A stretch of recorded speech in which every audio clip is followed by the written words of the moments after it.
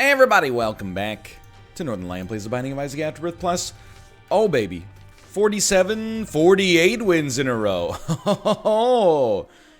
That has us at like 100 and something and one over, you know, the quarantine period. I'll take it. GTVED, which is a letter called D, DA0Z. With Forget Me Now, quite an interesting start. Statistically, pretty okay. 2 red hearts is... It's probably average, but it feels low because it's such a critical stat, but everything else, pretty good. Forget Me Now... You gotta think about Forget Me Now, but you usually... It's tight. I think there's a good reason to use it on just about every floor. If you use it on the first floor, you get another item room that doesn't require a key. It's not a huge get, but you know, the main value is not from the saving of the key, the main value is from getting another item room, boss room, etc., etc. If you use it on the second floor, let's go. You do get another deal with the devil chance, which is, ooh, it's pretty good. Is exciting. And then if you use it at some point later, maybe you can wait and just hold it until you get a better spacebar item pickup or something like that, I don't know.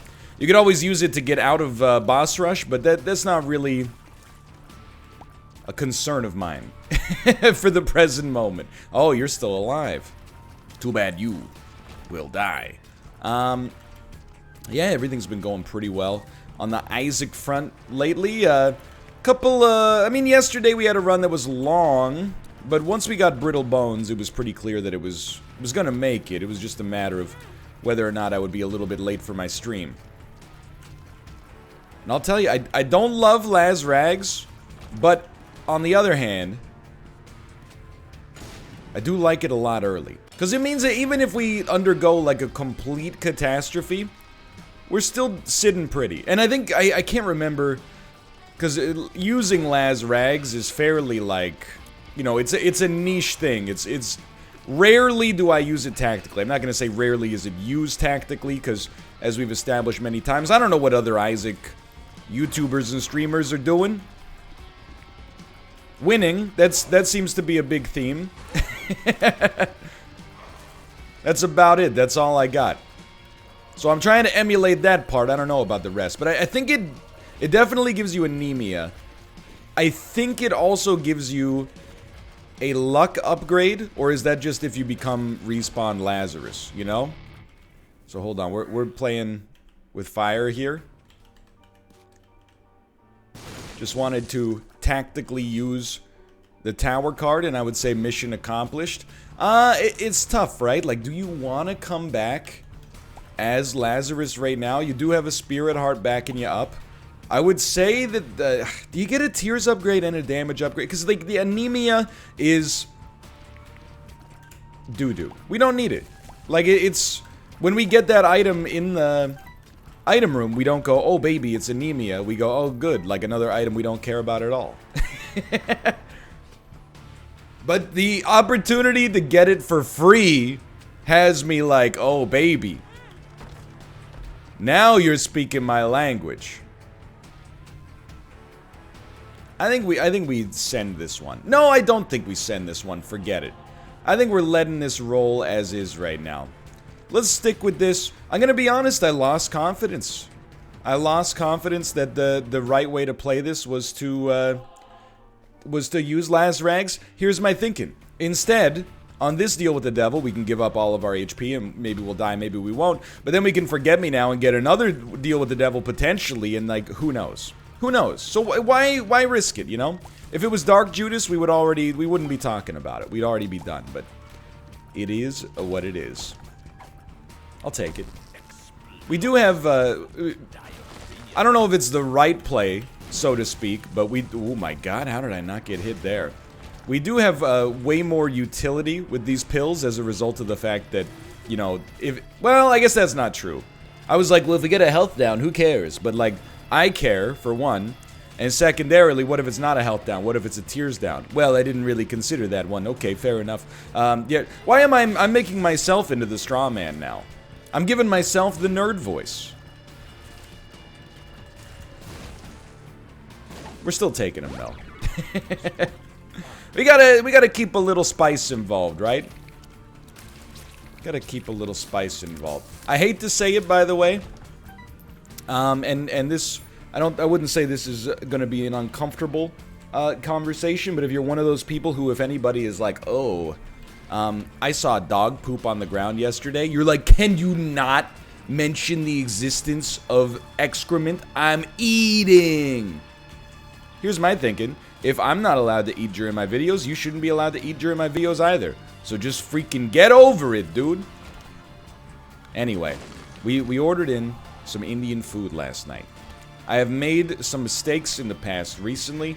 I gotta say, not old, but getting a little bit older, you know? When I was in university, even as in my early 20s, you know, I could order something pretty spicy. I could order a vindaloo, and when you eat it, it feels good. You're sweating it up. It's delicious. You know, I'm not a spice head, but I don't think vindaloo... I guess it varies depending on both the place and the person, but I don't think vindaloo is one of those foods that, for me, I eat and I'm like, this is exclusively pleasant because of the fact that it's unpleasant. You know, it's not like the bomb hot sauce. Like, I could answer some hot questions while also eating this, and not really be that perturbed, I think. But, it's fine going in now, and this is the I'm eating part. Increasingly, it is not fine going out. I hate to say it, it happened to me. It'll happen to you too. Josh and I, many times on the show, in the past, have made fun of people who they'll eat like one taco from Taco Bell with medium hot sauce on it and be like, oh, I shouldn't have had that taco yesterday. I'm gonna go blow up my toilet. I'm like, what's wrong with them? I figured out what's wrong with them. They were older than me. And as a result, a little wiser. Because it did take me too many times to learn my lesson, I'm gonna say. Are you... Hello? Alright. So, you know, we ordered some Indian food in last night, and I made the admission. I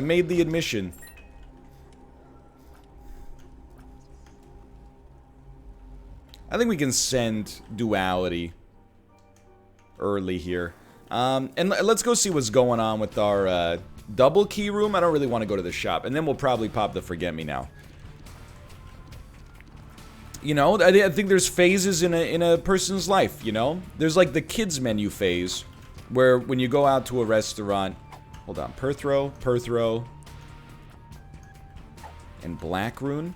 We'll keep Black Rune. It sucks to leave these behind. We could go to the shop and maybe there'd be an item, but to spend a key on it is a little much. Our only key is a little much. I'd rather just keep Black Rune for now. And we'll probably just use Black Rune, like, on the item room item, because you never know what is going to be here. We might be costing ourselves, but that's how you play around this curse, I think. That's how you play around this curse. This I will take. Please don't steer me wrong. I have not been steered wrong. Fantastic. But yeah, you know, like from age, you know, first memory to age maybe like 12, I was a chicken finger, chicken nugget sort of kid in the restaurant, you know? If we were going to a restaurant, it depended. You know, I didn't go to too many fancy places when I was a child, which is really just, you know, using your money intelligently if you're parents, you know? Might as well take them to Denny's if they're gonna order the chicken nuggets no matter what. And then around, you know, I don't know, my teenage years started to experiment a little bit more, as people do. Started to actually eat some vegetables that were not potatoes. And then I would say I entered the experimental phase of my eating. Ate a lot of spicy food. Ate a lot of, you know, vegetarian and vegan food that I was not exposed to growing up. Hey, we got gulab jamun. You want some? Sure, I'll take a hit off that gulab jamun. What do you got there? Let's just see. Spear of Destiny is pretty not good. However, we do get the opportunity to use Black Rune on this key, because the odds of me fighting Mega Satan are pretty low to begin with. It's not a Zane thing. You know, it's not a lack of Zane. At least that's not the proximate cause. Yo, a luck upgrade? I think that works with Gimpy. and a range upgrade. I don't know. We probably could have played that differently, but how are we supposed to know?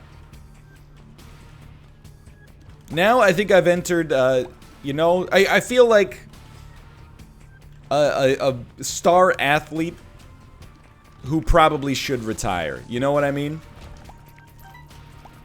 Like Brett Favre near the end of his career, where, you know, he wasn't the best quarterback in the league anymore, but he was like, let's just run it back for one more go. And you're like, man, you had a great career.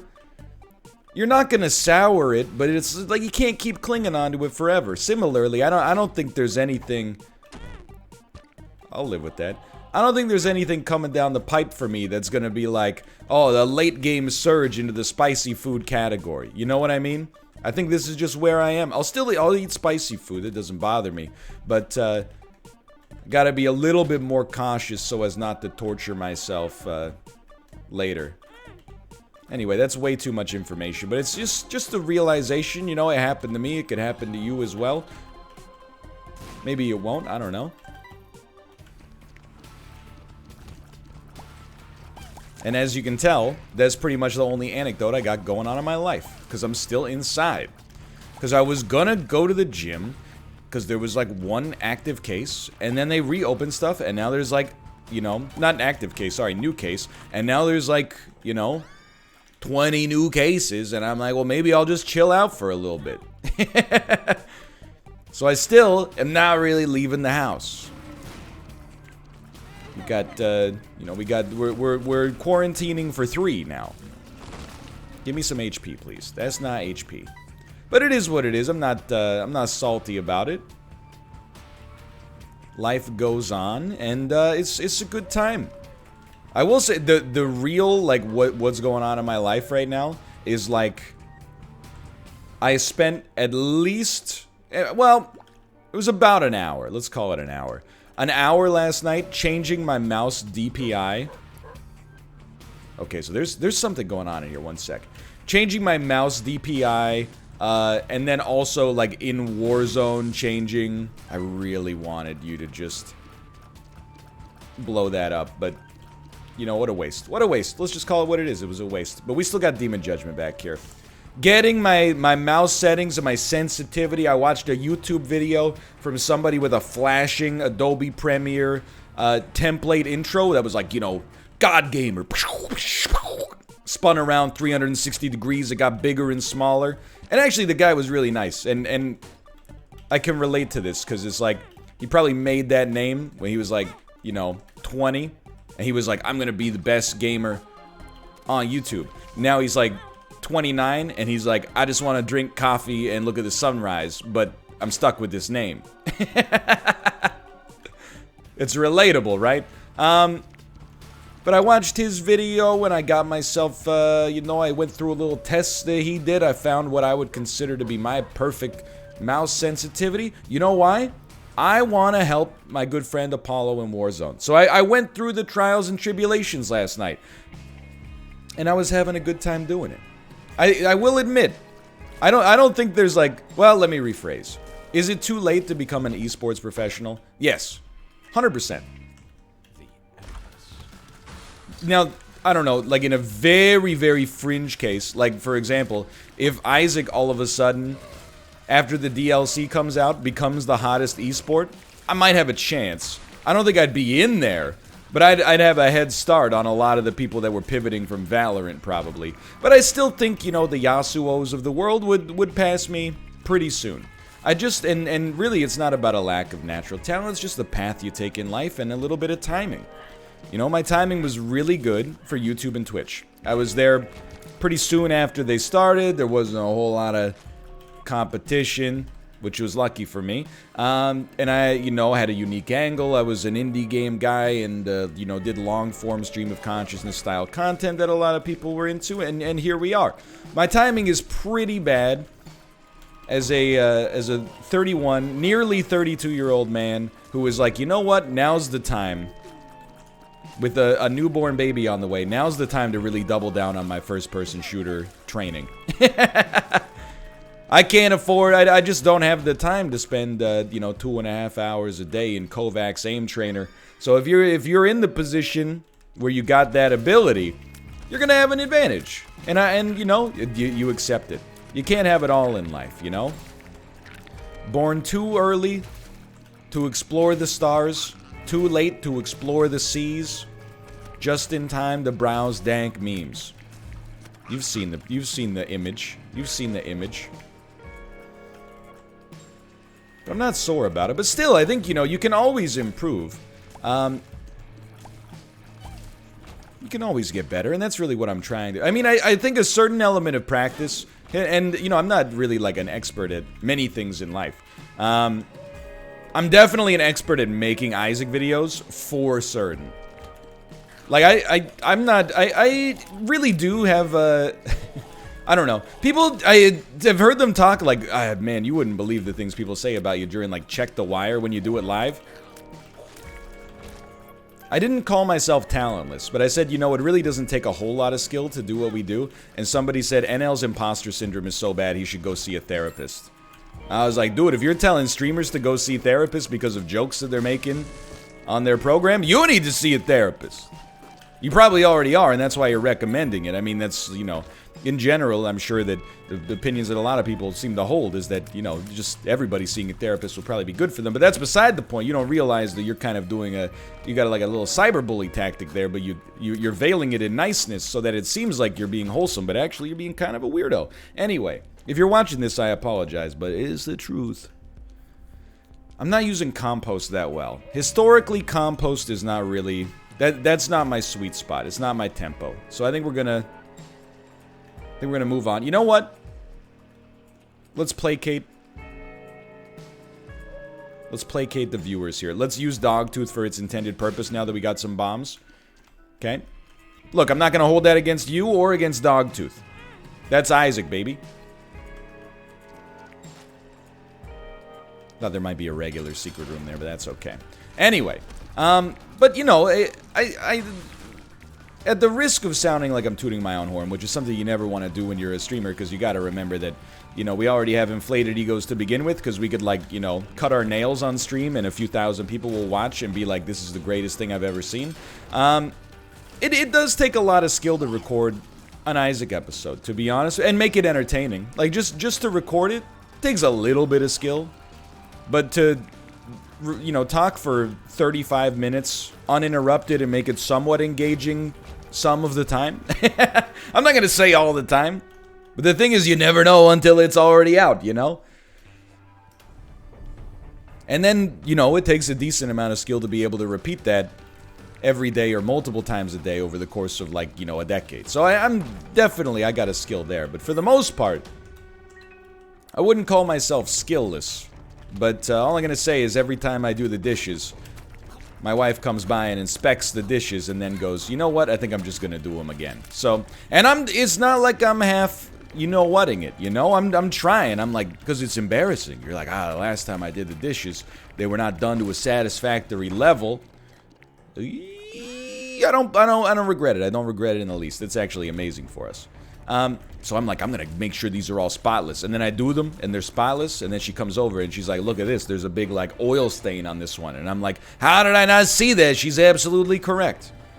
But anyway, we're getting beside the point. But you can always do better with practice. I don't think this is a generational problem. I think it's just a psychological, not even problem in the, like, overly grandiose sense, but just a psychological compulsion for people to believe, like, oh, if it's too late for me to become the best in the world at something, why would I even start?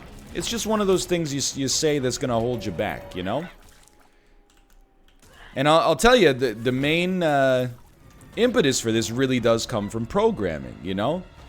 I learned how to program. I started taking classes when I was 27, I think. Probably 26, because I have a late birthday, but it was in there, right? It's pretty late, you know? A lot of people learn how to program, you know, even in, like, middle school now, which is amazing.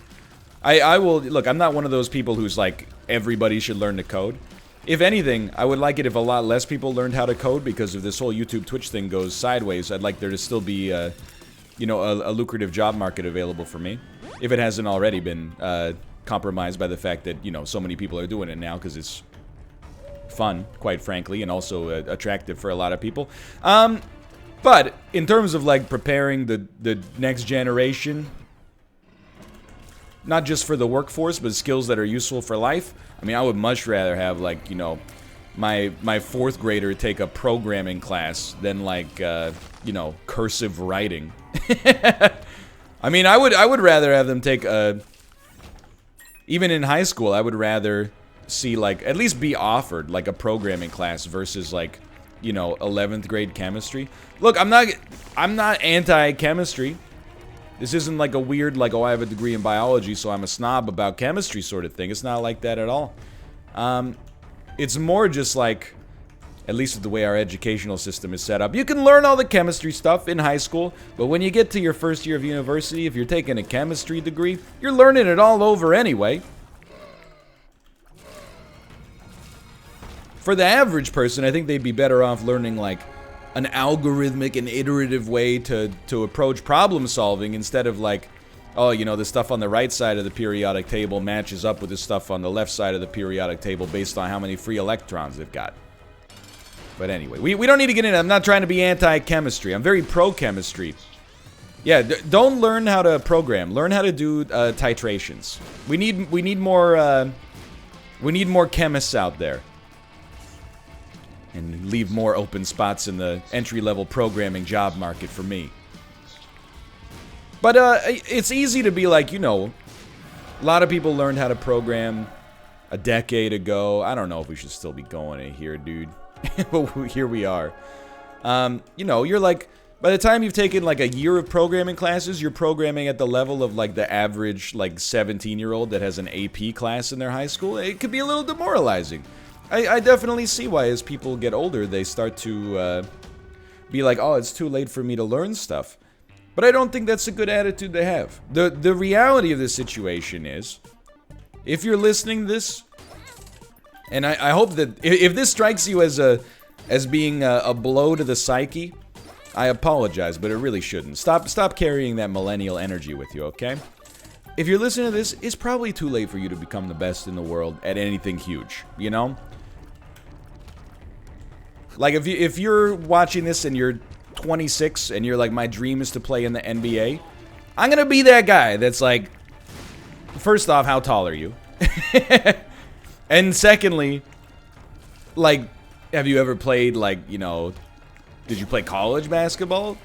Do you play even like in a rec league, or do you just think like it would be cool to be in the NBA, so that's become your dream, but you haven't really done anything towards it? Because, like, let me just say it would be quite the exceptional story if like undrafted brand new basketball player out of Ontario, Canada, goes toe-to-toe with LeBron James in the NBA Finals. Like, it's not likely, right? And I would say it's impossible. I'm not going to shy away from that language. But if you want to get good at basketball, and you're 26, you're 38, you're 55, you're not going to be LeBron James, okay? But you can be like the LeBron James of your local YMCA. It's the way I feel about it, you know? I'm never going to be Shroud in first-person shooters. If you're not familiar, Shroud is like... So many Eternal Hearts, dude. Shroud is a... he's an esports professional. And really, like, I mean... There's many reasons why. But the big one is, Shroud's already Shroud.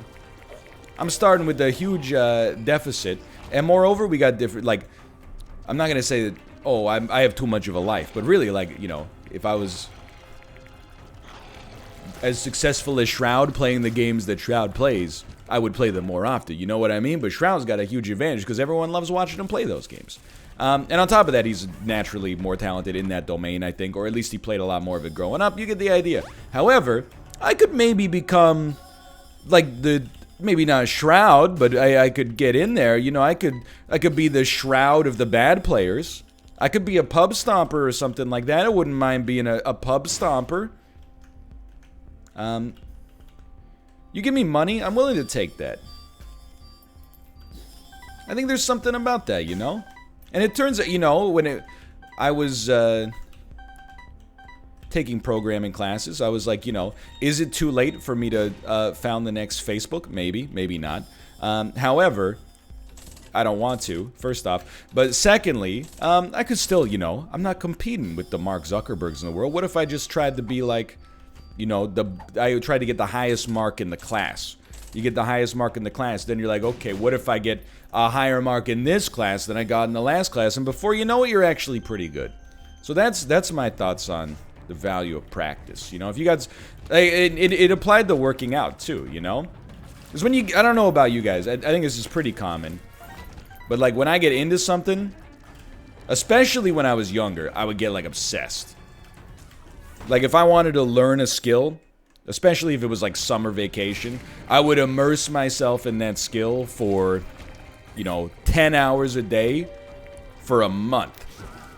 But then, like one day, I would skip, and then I would be like, well, the world didn't collapse when I skipped this day. And then I might skip the next day, and before you know it, it's been like 6 months, right? So I have a tendency for sure, like when I started lifting, the first month I was like, I don't really know if it's working. Then like month 3, I was like, I want to become the strongest man in the world. You know, for both the genetic reasons and time reasons and, you know, etc., etc., it's not feasible for me to become the strongest man in the world, quite frankly. And that if you consider that defeatist, I very much disagree with you, quite frankly. I think that is like, well, I mean, it depends on the way you approach it. If you use like, I want to be the greatest in the world as fuel to get better, more power to you. But if you use like, I don't know, sometimes I think people use it as a paralytic, you know what I mean? They're like, I want to be the best in the world and I can believe I can do it whenever, so I'm not going to do it today.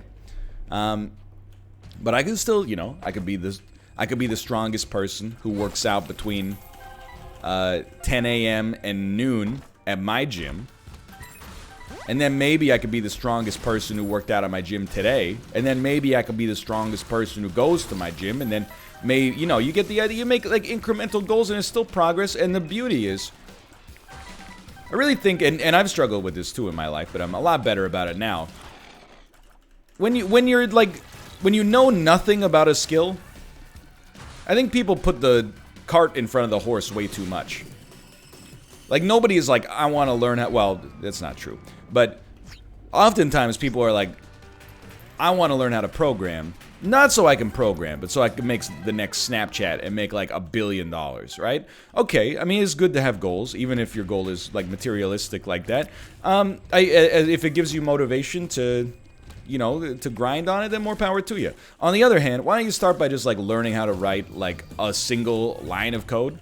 And then why don't you put that line of code into a method? And then why don't you invoke that method? And then why don't you put that method invocation into a for loop? And then why don't you have the for loop execute, you know, only every third iteration? You know what I mean?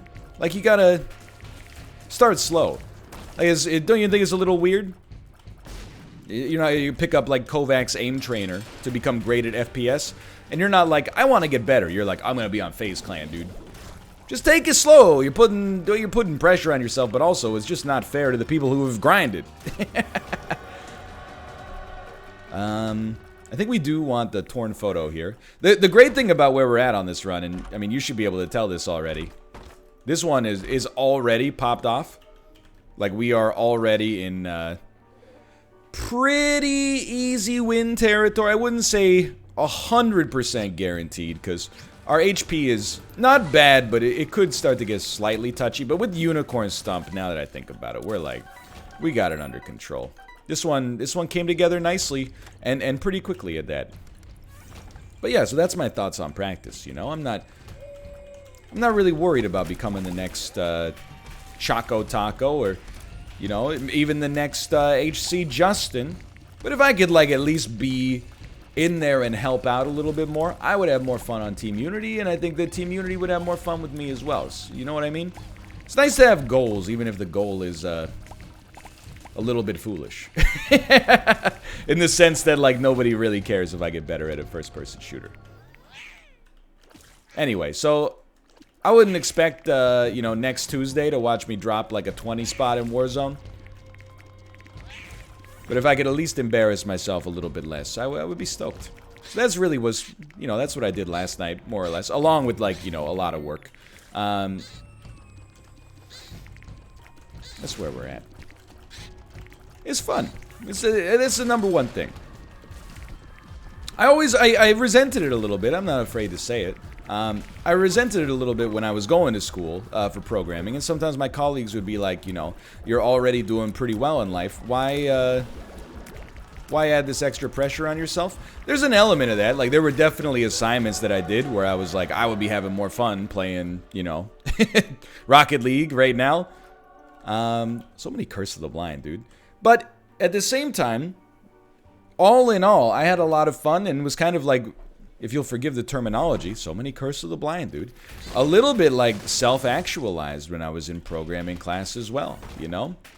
So it's basically, you're not, you know, you're treating the whole school thing as a chore, which, you know, if you don't like what you're studying, definitely it can be. But for me, like, the way that the question came across is like, why are you having fun? I don't know, because it's like, it feels good. If you can do it in a way that is also, like, good for your life, not that getting good at Warzone would be... I mean, on a professional level, I suppose it would be at least not bad, but... It's not like I'm gonna get a key to the city or something. They're not gonna be like, oh my god. Today, Vancouver City Council is recognizing the contributions of Ryan. He dropped a 19-kill Warzone victory last night in a pub match. We would like to name you honorary mayor of the city. Keep representing. Now it's John F. Kennedy / Mayor Quimby. Keep representing our fair city with the decorum it deserves. Come on. Come on. Come on. Dude, this run is just Curse of the Blind and Eternal Hearts. All Isaac does is Eternal Hearts, eat hot chip, give me Curse of the Blind, and make TikToks. And make TikToks.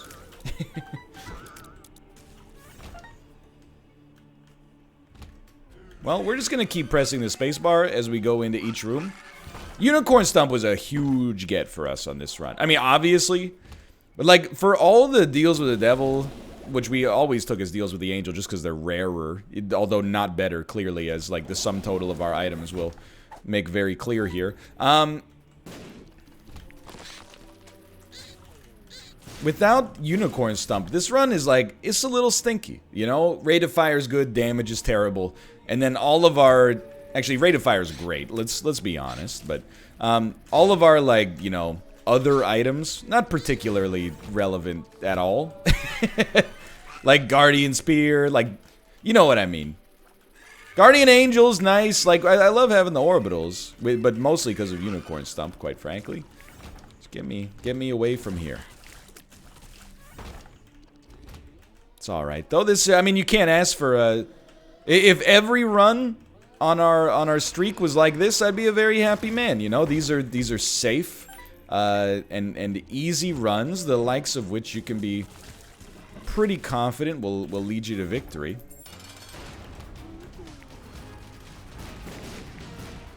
So as I popped that tower card, can I tell you the embarrassing thought I had in my head? The embarrassing thought I had in my head was, what button, and this is verbatim, one-to-one verbiage. What button do you press to use your spacebar item? Just goes to show you that, you know, the human brain isn't... I don't even know where that came from, to be honest with you. Human brain is a very interesting thing.